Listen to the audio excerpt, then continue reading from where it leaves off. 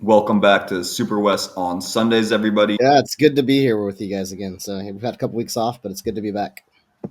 Yeah, definitely. The whole sickness thing was going around, so that is a part of life. But with that, let's just get right back to the games. And the first thing I just want to start with for everyone, I just want to make sure we're not overlooking Oregon's season. I think maybe the expectations of Oregon have been kind of not a top tier team, but in that slightly below mark. I consider them like a Penn State almost. They're elite, but just haven't reached that Ohio State, Alabama level. Well, this year they have. And they look absolutely phenomenal. And the reason why I really enjoy them is Dan Lanning did kind of build up an SEC style roster. The defense is complete, the offense is physical with Jordan James.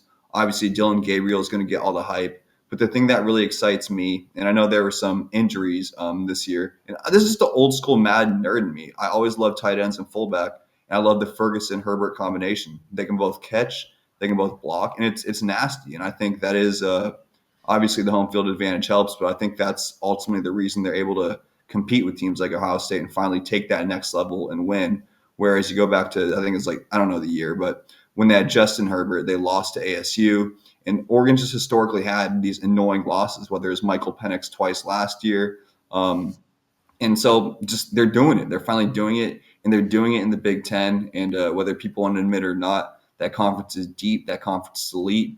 A lot of other West Coast teams are learning about kind of the the road environments there, whether it's Iowa, whether it's Indiana, whether it's even Minnesota. Every single place feels pretty tough to play, has a unique football culture and a lot of pride. So with Oregon's huge win over Purdue, obviously everyone knows about Ohio State, and their huge win this week against Illinois. I know that one was at home. I just think it is noteworthy. The Illini are a good team, and I'll kick it to you, Steve, if you kind of have some thoughts on either Oregon or Illinois or anything else I just rambled on about. Well, that was a really good win, and kind of the way it happened was huge because I mean Illinois holding them to nine is whatever. I mean their offense kind of struggles a little bit, but I will say Luke Altmaier entered the game with one interception for Illinois. I mean he was getting the job done for the Illini and just a very good, prolific, efficient quarterback is what I'm trying to say, and kind of moved that offense well. And when they're rolling, they're good. And Oregon picked him off twice yesterday. But the strength of Illinois is that defense and just the defensive front, especially the front seven there. And I mean, this one was over before. I mean, it was 38-9 was the final, but what was like 35-3 or 35-0 at one point in time. I mean, it was just complete domination by Oregon. And you could look at the rushing yards against the Illinois team. They ran for 229 yesterday.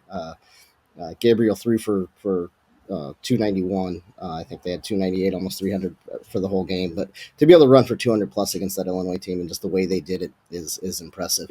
They got to go to Michigan next week, and Michigan is obviously well down from the Michigan, way down from last year, especially, but down from kind of even what was expected. And like you said, it's a tough place to play when you go to Ann Arbor. I mean, you got 100,000 there. It's huge. It's kind of unique because if anybody's ever been there, if you're standing outside it, it doesn't actually look that big because it's not real tall, but it just goes straight down into a bowl, and it's kind of a neat little thing there. And Big Ten teams on the road this year when they travel 2+ time zones, as the Ducks will do this week, traveling to the Eastern time zone. 5-14 now after this weekend, so that's it's tough to win on the road. And I mean, Oregon got one at Purdue, going across country. But I mean, this week the teams that traveled, Illinois out to Oregon, they lost. Rutgers to USC, and then Washington, Indiana, all they're 0-3 this weekend. So the two plus time zones. So it's been tough to do for these Big Ten teams. I think Oregon can do it, and especially against Michigan, it's one they got to take care of business. But the schedule kind of gets favorable for them. They don't have to play Penn State. They don't have to play Indiana. They already beat Ohio State, so they're in good shape there kind of with the thing. Ohio State has Penn State and Indiana both, Penn State and Ohio State next week. So it's kind of interesting. Oregon definitely has, obviously, controlling their own destiny and getting into the Big Ten championship for sure, and kind of eyeing one of the top two seeds probably in the NCAA playoff if they can take care of business. So very impressive what they've been doing. And yesterday's win should not be overlooked because that was a good Illinois team. Yeah, exactly. So I think Steve and I are on the same page here, which may be a rarity. But Oregon, it just can't be overlooked. What Oregon's doing is impressive. It's phenomenal, and I need a different word than phenomenal. It's wonderful. Well, their defense is legit, and that's the thing that I think. I mean, at least from the outside, people outside looking in over the years, it was Oregon and the Pac-12 as a whole. Great quarterbacks, lighten up the scoreboard, a lot of throwing, but are you really playing much defense? And Oregon has got a legitimate top-notch defense this year. Definitely, and they're able to win that last contest against the Illini without Jordan Birch on defense and Terrence Ferguson on offense. So you're missing a key player kind of on both sides of the ball. But we did have some other closer games this week. But again, just shouts to Oregon. Keep doing your thing. Really, really pivotal with the downfall of USC, Washington, and anyone else who thought they could hang in the Big Ten. At least in year one. At least in year one. The next game, and honestly, my favorite game of the week was a Boise-State-UNLV. Before I kick it to you, just want to say a couple quick things here. One, UNLV is still a damn good team. Haj Malik Williams is a really, really good quarterback. In this outing, 12 for 21, 179 yards, 2 touchdowns, 1 interceptions. Also ran for 105 yards and a touchdown. But it's more the confidence he provides the team. This team didn't look this good with Sluka. They really just didn't. They're explosive. And I think that they're going to get overlooked now with the loss to Syracuse in a tough game they could have won. And obviously the loss to Boise State, 2-loss Mountain West team may not receive a lot of respect. But this is a team I would throw up against a lot of Power 5, Power 4 conference teams and feel very confident in them winning. They have stars, again, Malik Williams and Ricky White on offense. On the other side of the ball, Jackson Woodard and Jalen Cadlon. And just a really, really solid all-around team. Obviously, they lost, so you're looking at Boise. And again, this game felt like a team. The talent seemed pretty even. It just felt like a team who had been there before versus a team who was hoping to win in a big game. Boise did all those little things right. Whether it was a turnover, Boise would go score a touchdown. Whether it was just making a field goal, Boise would do it. It was all those little boring things that are kind of expected in NFL football games that Boise State did. They found a way and they won again. And another kudos to UNLV's defense. The Rebels really made it tough on Genty. If you watch the game, he had no explosive runs. He got a little dinged up, which means he was actually getting hit. So here, let me kind of pull up Genty's final stats. Well, he went for 3.9 yards per carry. So, and he carried the ball 129 yards, but 33 times. So that's, I'll help you out there. And his long was 16. So I was going to touch on that exact same thing about how good that defense was against Genty. And I mean, he still got some stats, but it was not the normal Ashton Genty that we've seen all year long for sure. So UNLV did a great job against him. Yeah, 100%. And the one thing I want to highlight in Genty, and then I'll kick it to you for further recap, is a lot of people will touch on exactly what you just said. He only had 3.9, 3.8 yards per carry, which isn't. It's not bad though. Still, I mean, if you're averaging almost 4 per carry, it's not terrible. But compared to what he was, but yeah, go ahead, Nick, and finish your point. Yeah, sorry. Oh no, you're cool. I need the clarification. I went to the WSU, so a little bit of short-term memory loss from my college days. 3.9 is what he went for yesterday. Yeah, but I think bottom line, just those 2 runs to seal the game. Kind of thinking back, it was like I think it was they had 2 chances to run the ball in from like the 5-yard line, and one like rush. He essentially broke 3 tackles, got 4 yards, and got down to the 1. Next play is able to take it home and punch it in the end zone, and that's ultimately what won the game. And those are the type of Heisman winning plays that are going to get overlooked. You see the 40, 50, 60-yard runs. Those are the plays that really get you to the championship in the college football playoffs. So that's what I want to highlight. You did it again in crunch time. And again, like you stated, 47 times, and we knocked it out with my short-term memory. Essentially, I mean, they made it tough on him, but when it mattered, he found a way to get it done. So just kick it to you. Shouts to Genty and the Broncos. And what are your thoughts here? Yeah, so you kind of covered UNLV pretty good, and especially the defense, which I was going to touch on. But their passing game is far better now than it was with Sluka. I mean, and Ricky White's starting to get involved in the offense, which he was kind of a non-factor for those first 3-4 games when Sluka was in there. So they're a much better team right now than they were even at the start of the year. But yeah, I mean, against Power 4 teams, they've already collected three wins, 2 wins against Power 4 wins to start the year against Houston. who obviously is a little better than people thought after beating Utah yesterday. So I mean, UNLV's got some good wins, and they're a very good football team. And I'm looking forward to the rematch of these two teams probably in the Mountain West Championship. But to talk about Boise State a little bit, I mean, their defense also did a really nice job on UNLV, kind of taking some of what they like to do normally out of the equation. And Simpson had a nice game in the middle for them, but Maddox Madsen really stepped up. And I mean, and this is a guy who I think pretty much anybody, especially me, I mean, I'll speak for myself. I didn't even think he'd be playing this year because I thought Malachi Nelson was going to win that job out of camp. And Madsen's proved that he had that he's deserving of it. And yes, Friday he had a really nice game and did a lot of things. And I mean, again, the stats necessarily don't jump out at you, but he completed 55% of his passes for over 200 yards, no interceptions, threw a touchdown, also carried the ball 3 times for 58 yards. So he had that big 49-yard run for them. So that was kind of where they got their explosive running play when Genty was kind of out. Madsen kind of made something happen there too. So, hats off to him because he just really did a nice job. He found his receivers, Cam Camper stepping up on the outside to give them some more depth kind of receiver, and Lawton at tight end I think is kind of their main guy, their go-to, and I think that's kind of what we thought at the start of the year, and he stepped up again and had a really nice game against UNLV. So Boise State's a legitimate good team. I mean, you end the season and their only loss is probably going to be, at least in the regular season, probably going to be at Oregon. That's a pretty good resume right there. Yeah, and they played at Oregon tough. And as you Yeah. touched on, Matt Lauder, tight end, four receptions, 38 yards, 1 touchdown. Nice security blanket for the Broncos. Prince Strawn, 2 catches, 43 yards, and same thing for Austin Bolt, who's another tight end. What did Strawn, and what Camper end up with if you got his numbers right there? 3 catches, 36 yards. So it's like you're saying, And he had Camper one really stepped big up. one in third. So yeah. I mean, yeah, it's just the sign of a well-coached football team and again a veteran team. They knew they were playing a good defense, so not one receiver is going to overload you. And again, that's where again Camper has 3 catches, 36 yards. Lauder 4 catches, 38 yards, touchdown. Strawn 2 catches, 43 yards, and Bolt 2 catches, 43 yards. You could even throw in Matt Wagner 1 catch for 22 yards, and that's tough to defend when the ball is going to different players. So going back to Maddox Madsen really stepped up.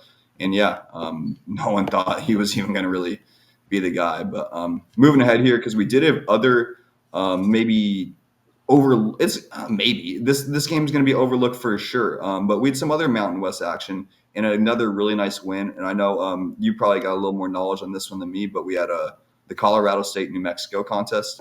Yeah, what's your thoughts there?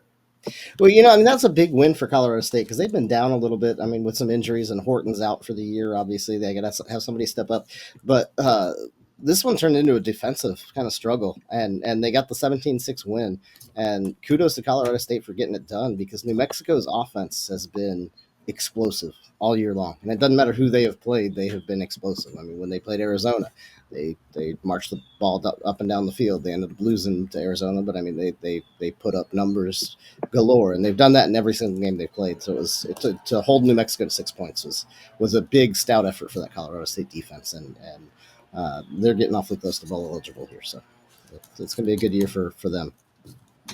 Yeah, and New Mexico is coming in hot. They won the previous week. I believe is in Logan against Utah State. Had a nice comeback, and I literally came back like 4 times. I think they were down 17-0 in that game. So Colorado State was coming in with a team with a lot of confidence and a lot of reason to believe they could knock off the Rams without Torrey Horton. So that New Mexico found a way, and I think they're sitting. It's either 3-4 or 4-3 with a legit kind of shot to make a bowl game. So keeping their season alive.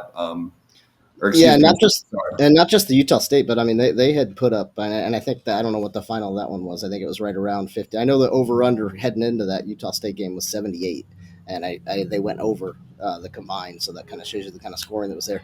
But the week before against New Mexico State, I think it was like a 50-40 game or something like that. And I mean, I think it was about 3 weeks in a row that they have scored like 51 points or more. So for the Lobos, so to be held to 6 is a big accomplishment. Yeah, definitely. I started going back talking about the Lobos offense. Yeah, big win for Colorado State. Bottom line, I was what are they calling it? I was weaving that one for sure. But next game on the docket, another one where we probably don't got to spend too much time. We're gonna hop back to a big market team here. We had USC handling Rutgers pretty easily. I don't know if you got some quick thoughts, some deep thoughts. But I've been saying the word thoughts a lot. What the hell do you think happened in this game? So I mean, USC's defense kind of was a bend don't break. I mean, they did a good job against Rutgers. Rutgers started off 4-0. They've now lost 4 straight, so they're struggling. And it was another one of those 3 time zone, going from Eastern time to Pacific time in the pack and the Big Ten. But USC's defense, I mean, it was kind of good bad because they did a good job on the Rutgers run game, kind of shut it down. But they let Rutgers throw for, I think, 313 yards, which is kind of uncharacteristic for the Scarlet Knights. So not necessarily great, but a good win for USC to get a win and kind of right the ship after the close losses that they have had. And then the big thing with their defense, though, you kind of gets overlooked if you're just looking at raw numbers, but 4 sacks and 7 tackles for losses. So when they needed to, they stepped up. I think it was Rutgers was 11 of 22 on third downs. So, I mean, just the fact that you're forcing 22 third downs and a lot of them were long yardage situations because of the sacks and TFLs. So, I mean, good win for USC. Good kind of stepping stone to get them back on the right track and get back to 4-4 now, and kind of be able to accomplish some of the goals that they want. Obviously, should probably get bowl eligible here in the last 4 games. They just got to split them, so they'll be good there. Obviously, kind of a disappointment for what I think USC might have been looking at going into this first year in the Big Ten, but if they can get into a bowl game and kind of make things go there, that'll be all right, and it'll be a good stepping stone for the future. But yeah, the defense showed some good signs there of keeping Rutgers off schedule and making them throw the ball a lot more. Obviously, You said it there. I was going to come back to that point. Essentially keeping Rutgers off schedule. And this has been the fun thing kind of with SuperWest, obviously in previous years, we're covering a little bit more West Coast, but with the Mountain West, with the Pac, we both keep saying Pac-12, with teams, playing, more Big Ten teams, you got some ACC teams, you get to see a little bit more teams nationally. And keeping Rutgers off schedule behind the chains, making plays in the backfield, whatever the hell you want to call it, that's crucial because if you let Kyle Monungai and Shiano's the head coach for those of you who don't know, kind of stay on schedule. They run an NFL style system, and they are really, really tough to stop. That allows Kaliak Manis to hit some quick slants off the play action. Rutgers has a good defense, and from there you can get in trouble. Just ask Washington how it turned out in Piscataway. So, but looking at USC, because obviously they won this one pretty handily, relying on their talent. Miller Moss, nice bounce back game, 20 for 28, 308 yards, 2 touchdowns. He needed that. His confidence was hurting. It's probably still from the missed throw against Penn State. And obviously, no one expecting them to lose at Maryland. Maryland, I still think it's weird that Maryland's in the Big Ten, almost weirder than the West Coast teams. Just thinking back to Steve Blake as I was a kid, basketball analogy there. Hopping back to USC here, though. A guy I've really loved to watch all year has been JoJo Marks, 15 carries, 94 yards, 3 touchdowns. I actually think he might be USC's best offensive weapon, maybe outside of Moss. And then Makai Lemon stepped up. They've still kind of not been able to find their number 1 receiver. And Makai Lemon's another new face, but at least this week in LA, 4 receptions, 134 yards, and 1 touchdown. Next game I'm going to hop to here. A team that I've loved and I've hated, and I've flipped on, and I think I've predicted them wrong every week. But kudos to BYU for going to UCF and absolutely demolishing them. This is the one where, Steve, you want to pull up stats, you can. I'm done with the stats because I just want to say shouts to Jake Resloff for proving me wrong every week. I don't want to believe in him every week, and he proves me wrong. He just makes throw after throw after throw.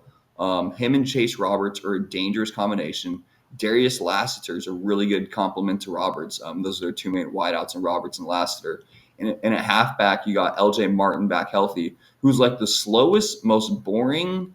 He plays Tetris. He just finds spots, goes forward, falls down, gets 5 yards, and repeats every time. He's the most weird running back. He's Tetris wasn't the right word. Remember that? Do you know the game Snake? That old school game, Steve? It's I don't remember that one. No. That's probably because I just made up the name. There's some game where you connect blocks. I don't know, whatever. Bottom line, LJ Martin falls forward and just whatever USC is doing in Keilani Sitake, that was a good UCF team. In the prior week, Oklahoma State, and granted, Gundy's just a vastly underrated coach. But they didn't. I didn't expect BYU to perform well because Garrett Rangel and Ollie Gordon ran all over BYU the prior week. And until Rangel's injury, it looked like, honestly, Oklahoma State was going to blow BYU out of the water in Provo. So I thought BYU was going to be in trouble this week against the Golden Knights. A rowdy crowd in Orlando trying to knock off an undefeated team. And again, just a kick-ass performance, for lack of better terms. I know Mormons probably, I shouldn't say Mormons, I say BYU probably just censored that word right there. But hey, guys, I'm showing love to your school. I'm showing love to your religion, love to everyone's religion. Bottom line, just good-ass win. Now I'm swearing a whole bunch. Bottom line, just good win for BYU. I'm pumped. Maybe it's the juxtaposition of swearing for BYU football. But hey, they've proven me wrong week in, week out. And Reslov is the real deal. And just happy for this community. They're a passionate football fan base, and I think they're often overlooked. People look at them and just like, oh, they're another team. Well, they're not another team this year. They're a team who now has real college football playoff aspirations. So that's my takeaway. Proved me wrong. Messed up my pick, but Lassiter, Roberts, Reslov, and LJ Martin offense are good, and their defense continues to shine week in, week out. And besides for giving up a couple big runs to RJ Harvey, as should be expected, they dominated the game. So kick it to you, For, Steve. for sure, yeah. And I actually had them winning this game. I think they were the underdog going in, but I think I picked them to win it outright and to cover the 4.5, obviously, or whatever it was. But yeah, I mean, they held UCF to 379 points. The defense for BYU has really been, I mean, Retzloff's been great all year long, but the defense has kind of been the strong point, especially early in the season when they were winning some games like 14-7, and they had a couple of those scores in there. So, I mean, kudos to them. They're a very, very good team. And, I mean, they are stepping up in the Big 12, the new look Big 12, which, I mean, it's a little bit down perhaps. I mean, I don't know. It's hard to say if it's down or not, because in the Big 12, I think a lot of the people that we kind of expected to be there are not really there. I mean, Arizona is struggling quite a bit. Oklahoma State is pretty much garbage right now. Utah has got something going on that's just not good right now the last couple of weeks. But you got BYU stepping up. I know we're going to talk about Colorado in a minute after their big win, but they're kind of knocking on the door right there. Kansas State is kind of the expected player that is still there. Kansas kind of struggles a little too, but gave Kansas State a run last night. So I mean, it's kind of interesting. And BYU's right there, and they are the unbeaten team in the Big 12, and they're the team that's kind of got control of their own fate, really, if you will. And I mean, it's probably looking like a Kansas State BYU championship game is kind of where I think is probably where we're headed in that conference. But Cincinnati stepped up as of late. UCF's playing well as well, and that was just a good road win. And again, I mean, we talked throughout the stat for the Big 12, Big 10 teams. I don't know what it is in some of the other conferences, but I mean, that's a 2+ time zone travel from the mountain time zone from Utah out to South Florida. So that's a long way to go, and to get a 14-point win like that was huge. So good effort, good win. And don't be fooled by the final result. I was watching this game and I was able to turn it off and go make a meal because I'm doing some simple math here. Because essentially at one point in the game it was 34-10. So yeah, UCF had 14 in the fourth quarter. So that was So since I decided to swear and just go on a tangent, I will throw out some stats to kind of balance out everything. So BYU, yeah, so much for professionalism, right? But so for Reslov, again, just an NFL style game: 16 for 24, 228 yards, 2 touchdowns. Touchdown LJ Martin, 15 carries, 101 yards, 1 touchdown. And another guy I forgot to mention is Hinckley Ropati, 13 carries, 83 yards at backup as a backup halfback, and he's just a tough tackle. Not like a superstar, just a big body and a tough tackle. So proved way too much for UCF. And even there were little plays where you saw the BYU spirit. There was like a play. We're gonna move on games here, but there was a play where essentially BYU should have been stopped. It was like 4th and 2. They ran, the classic little fake, little boot, little play action. Got one wide receiver running the short route, the tight end coming over the top. They dropped it to Lassiter, is perfectly read, and he somehow broke 2 tackles and dove for a first down. And there was no reason he should have picked up that first down, and that just speaks to the heart, the spirit, and everything that Keilani Sitake's really instilled in the Cougars. So should be a top 10 team next week, and a big result in Orlando. That's a good crowd and a decent team. I don't want to say a great team, but decent enough. Moving forward here. I guess the next game we got on our schedule, we're moving, and just so everyone knows, we're kind of getting to the end here. We're not going to break down 740 games, but we're going to hop between, the Big Ten and the Mountain West one or two more times, and it's going to be more of a quick hitter feel. But before we do that, Steve, because I know you might have, I'm not going to say anything. How about this? I just want to hear your thoughts with the UW Indiana matchup. And before we talk about UW, because I don't know if living in Seattle, if their fan base really wants to talk about them that much this week, how is Indiana this good? We're going to give in one random team this week go outside the West. And how did they beat UW with a backup quarterback? Because I think I know people disagree with me. I still think Washington's a talented team, even given all the poor performances. But beating UW with a backup quarterback is impressive to me. I picked this one wrong. I did not believe in the Hoosiers with their backup. Clearly, I was wrong. They won easily. So what's going on in Indiana? Like, how are they this good? Well, this was their most difficult game. Or, I mean, at least on paper, it was their kind of it was closer for longer. But I mean, this is an Indiana team that is extremely good. I mean, they have not trailed at all this season. They played they're 8-0, so in 32 quarters, they have yet to lose a quarter. They've tied a couple of them, but for the most part, they've just won every single quarter. Have yet to give up a point in the first quarter. I mean, I think their scoring margins in the first quarter and fourth quarter are ridiculous. And I don't have those off the top of my head right now. But it's crazy how they are. So they're starting strong and finishing fast, and that's what you kind of have to do with a good team. And you talk about the backup quarterback. I mean, the backup quarterback was Taven Jackson, who his brother is Trace Davis Jackson, plays for Golden State Warriors now. But Taven Jackson was a Tennessee recruit. So went to Tennessee, transferred to Indiana before last season, started 6 games, I think, kind of as he was mixing time with Brendan Sorsby, who's now at Cincinnati.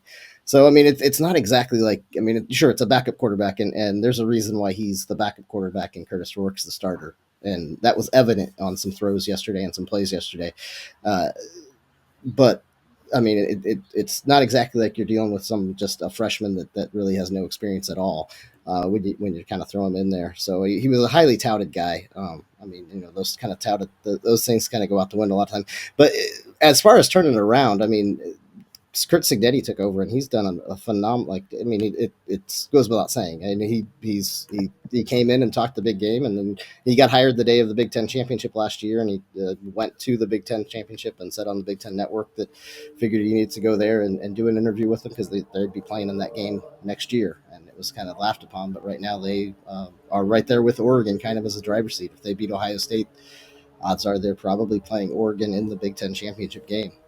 So and their schedule, they've got Michigan, they got at Michigan State, and then Purdue to finish it off. So I mean, they've got 3 very winnable games and one against Ohio State on the road, which if you do the eye test of just playing Nebraska, I mean, Indiana beat them 54-7, and obviously you can't take all that into account. But Ohio State struggled with Nebraska yesterday, so it necessarily wouldn't be a huge shock if Indiana beat Ohio State. I think it'd be a surprise, but it wouldn't be a shock. And you talk about with the backup quarterback, that Indiana just ran the ball yesterday, so they ran the ball for 200 almost 200 yards, 188 yards. Ellison ran for 123 for him on 22 carries. So, I mean, they just pounded the ball, especially in the second half. I think Indiana only attempted 5 passes as they were just kind of putting the game away. But Washington is they're still talented. I mean, they're still a good team, and they're extremely well coached, and especially on the defensive side of the ball. Their coaches are stout and with it, and I mean, they can scheme, they can design. I think yesterday it was just a case of execution, especially stopping the run when they needed to, and quite frankly, it was Indiana's more talented team, which I don't think is something that you would hear a lot of people say in a lot of years against any team, let alone a power team like Washington. But it's just, hey, here's what we're going to do. We're going to go out and do it and try to stop us. And they couldn't, because quite frankly, Indiana's offensive line was just that much better. But I mean, to talk about the coaching standpoint of the coaching aspect of Washington, I mean, I know we talked a couple weeks ago after the Washington State game when they lost, and it was, I think they had 177 yards and penalties. The week after that, I think they had 116, and they were averaging like 16 penalties a game. They only got flagged like 3 times yesterday. It was like 3 times for 30 yards or something. So they're cleaning things up. I mean, they'll be fine. It's just, Washington, they lost a lot. They're rebuilding, if you will, with Jed Fish, but I think he's the right guy, and I think they're they're probably going to end up in a bowl game this year, which I don't think you can necessarily say is a bad thing with a first year coach after all the talent that they lost, especially on the offensive side of the ball from last year. But losing to Indiana, it's not, even with a backup quarterback. That's I think it's time to admit that's not necessarily too big of a thing, because I think Indiana's an extremely good football team this year. Yeah, I mean they showed that this week, and then I'd say too. I mean, the one thing I'd add, I was a little bit disappointed in Washington's play call in the second half. Particularly, it seemed like they gave up. There was like a fourth down. I thought they could have went for in the fourth quarter. Essentially, Kick gave the the game field to goal. Indiana. Yeah, Yeah. exactly. So just I want to see a little bit more aggression. I'm with you. Very well very good defensively coached team, but again, just kind of, And I will say, and I know in the Washington State game we saw the same thing, but there was a 4th and 1 or 2 against Indiana yesterday where I think Jed Fish calls most of the plays. I think this one might have come from Brendan Carroll, though, because I think Fish afterwards was not real pleased with Carroll for the call. But it was one of those short yardage situations, similar to the goal line situation against Washington State, kind of pivotal spot where if they get this, they could have kind of drove for a lead there towards halftime. And they ran the ball wide, and the play, Jonah Coleman had no room to go, and just the play got blown up, especially with the back. I mean, as big as Jonah Coleman, it's like, why don't you run it? But it was the same kind of thing. They ran wide, and it just there's some of those short distance calls this season that I think have kind of bit Washington, and I don't know what it is exactly or where it comes from, but I think that's kind of one of the issues that I it's been glaring to me in the times I've watched them. yeah, definitely. And then yeah, I don't think again, Livingston. I don't think people want to spend too much time talking on UW right now. I know there's a lot of disappointment. So rounding out the show, we got a couple quick hitters, a couple games in the Pac-2, a couple games in the Mountain West, and Deion Sanders, because he is always, for whatever reason, he always draws ratings. Let's just be honest here. So I guess out of the final bunch, I want to start with WSU San Diego State. I'm not going to touch too long in this. This is a Cougars team this year who I know, and I'm I'm a WSU alum. I don't feel they're good enough to be in the college football playoff. I know there's a lot of kind of 10% if this happens, if Notre Dame loses, if blah blah blah happens in this conference and that conference. I don't think they're good enough to be there. I do think this team is good enough to maybe sneak themselves into a New Year's Six bowl and potentially pull off one upset. I don't think they should be favored and probably outmatched by most teams. But bottom line, this team has found a way. John Mateer continues to just basically mess things up for a long time and save us in the fourth quarter. Us, if you're a Cougar fan. And essentially, that's what happened again last week. Started off solid, drove down the field, got a touchdown. After a muff punt, San Diego State basically reclaimed all the momentum, took a 12-point lead. WSU did absolutely nothing, looked like they were going to lose again. And then the fourth quarter, Mateer just decided to basically go Kobe, for lack of better terms. There's no other way to describe it. There's literally a play. We're down 5 points. Sorry, I keep saying "worry," y'all. You can tell where my allegiance lies. Where the Cougs were down 5 points, and essentially he should have been sacked. It should have been 3rd and 20. Literally, like the nation's leading leader in sacks, and Trey White had him. He had him. Him and another guy had him. Mateer somehow spins out, like breaks out, does like a bench press, pushes 2 guys off, and runs for a first down and dives, and it just changes everything. There's something special about this guy. There's something about this WSU team where they're playing with Oregon State falling off, they're really playing for the pride of the Pac-2, the pride of the Palouse. Even with the loss to Boise-State, that should be respected. But they're finding a way. It was ugly, but they found a way, and that's all I can really say. 7-1 is 7-1. So obviously happy for my Cougs, and the only reason I'm bringing them up is because they still are potentially, in theory, have a chance at the college football playoff, but I'd consider them more of a New Year's Six bowl team if they don't have any flubs down the stretch here. Uh, yeah, I think you covered pretty much everything there, and good effort from San Diego State too at home there. I want to touch on a couple of games real quickly though. Hawaii getting a big win against an FBS school. I think it's their first of the year against one of those, so that's good. And a pretty good Nevada team, so they got a good conference win, and Nevada team that's they're rebuilding too with new coach, but Jeff Choate's done a good job building that program up, especially on the defensive side of things. But Hawaii was able to run the ball for 242 yards yesterday, which is unheard of out of the Warriors recently. And if they can I mean, I think I wrote about it this week or one of the weeks when I was doing my preview for them, how if they got to get some kind of a running game, because it doesn't matter how good Schrager is and how good Timmy Chang's offensive system is, they got to have, they couldn't be running for what it was like 67 yards a game, and that was what their average was for a little stretch there. So running for 242 against Nevada was huge. So kudos to Hawaii on the big win and getting the ground game going. And then how about Cal? Speaking of the Pac-2, I mean, Cal just stomped Oregon State. I mean, we're not going to get into that one too much, but I mean, 44-9 or 44-6, whatever the final was. Kudos to Cal. I mean, they're kind of up and down. They'll win one, they'll lose one. I think the road games have gotten to them in the ACC, but huge win over Oregon State. Yeah, I wasn't too shocked by the Cal result. I saw Oregon State play UNLV the week before, and UNLV just looked like the way better team. And I think of Cal as a pretty talented team. So that result didn't necessarily shock me. The final score shocked me. The margin, I think, shocked me more than anything. I didn't think it'd be, but yeah, kudos to them. And then I know you're going to get into Colorado a little bit more, but the other two, I think we touched on them quickly. But Utah's got some issues they got to figure out in a big way. Arizona's got some issues they're rebuilding, and I know the defense is struggling there. But West Virginia took it to them again last night, and then Colorado, good win for them, and Shedeur Sanders, outstanding game for him last night in a big win. So.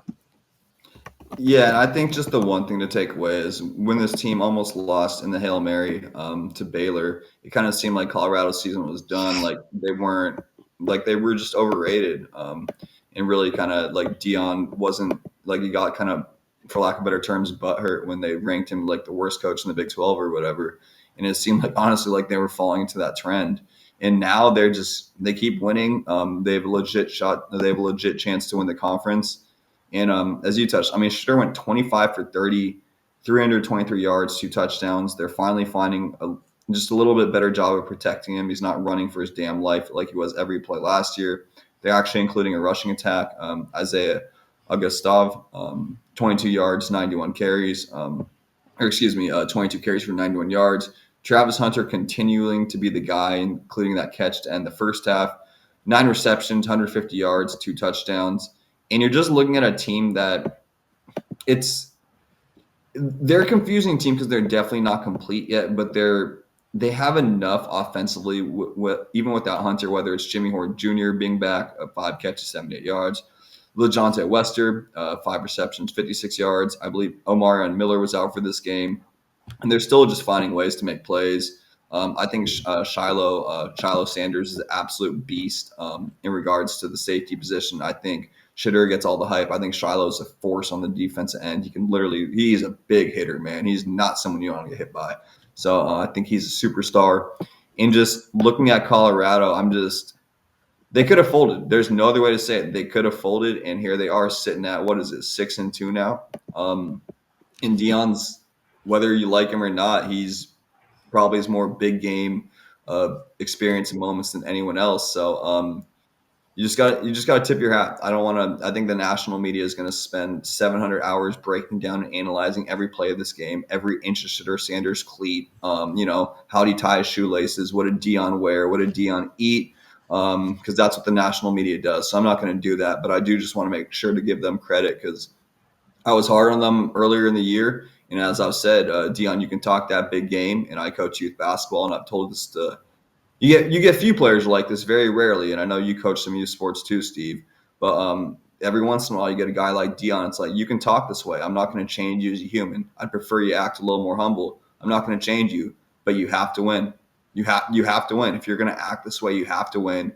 And he's doing it. And if they again find a way to win the conference, what can you really say as a second-year coach? Because this team was like 0-100 the previous 4 or 5 years, and losing every game with Brendan Lewis, who, even though he was having resurgence in Nevada, was really, really struggling in Colorado. And they were unbearable to watch, really. So Deion's getting it done, just shouts to that. But again, we don't need to touch on like what freaking hairbrush he used this morning or what freaking stylish shoelace he has, or like Colorado won. That's it. So you got any kind of final takeaways from this game, or No, takeaways from the week, college no, football in I think general? I touched on everything we got. We're good to go. Yeah, we touched on a lot of games here. My head's hurting, man. So yeah, this has been Super West on Sundays. As always, we'll have some. We'll be back next week. Got some good games on the schedule, but kind of to quickly summarize, shouts to Oregon for getting a nice win. Big win for Boise State, keeping their college football playoff alive. Uh, Colorado State keeps doing their thing without their star wideout and Torrey Horton. USC survives. BYU keeps proving me wrong. UW keeps proving me wrong. I really got to stop picking UW, and maybe I should start picking BYU. And for everyone else, that's enough of a recap from me. So thank you guys for tuning in as always. This has been Super West on Sundays. For Steve, I'm Nick, and see y'all later.